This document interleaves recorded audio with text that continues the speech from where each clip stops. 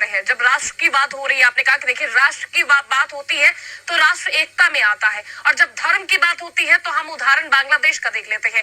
लेकिन जब हम अपने ही देश को बांग्लादेश, कुछ अपने ही देश के कुछ हिस्से को, एक हिस्से को कह लीजिए आप, जब बांग्लादेश से जोड़ देते हैं तो हम अपने भी तो देश में कहीं विभाजनकारी नीति नहीं अपना रहे हैं। इससे विभाजित नहीं हो, ऐसे राष्ट्र में कुछ जी बोलिए।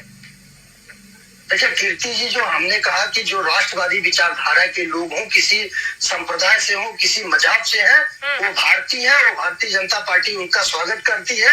लेकिन हमारा विरोध उन पर है, हम पर उन पर खड़ा करते हैं। वो आखिर कौन लोग हैं? अभी जो संभल की बातें कर रहे थे हम लोग, संभल में कि आग बुझने के पहले जो चल रहा है, संभल में 5 लोग मारे गए हैं। संभल का इतिहास जानने का प्रयास करिए। 1978 में उसी संभल में 25 हिंदुओं को जिंदा जला दिया जाता है। कश्मीर में तब हजारों हिंदुओं को मारा जाता है, हिंदू पर विस्थापित होने के लिए मजबूर हो जाते हैं। बंगाल में हिंदुओं बहन बेटियों के साथ में अत्याचार, दुराचार होता है। साबरमती जो है ट्रेन में 59 लोगों को जिंदा जला दिया जाता है। तो वो कौन लोग हैं जो इस देश की संविधान को नहीं मानते हैं, इस देश को मानने के लिए तैयार नहीं है, इस देश की अस्मिता को जो है ठुकराने का प्रयास कर रहे हैं? तो हमारा प्रश्न उनसे है, उनसे सतर्क रहने की जरूरत है। डीएनए अगर हम पूछेंगे तो उनके डीएनए को जानने का प्रयास कर रहे हैं।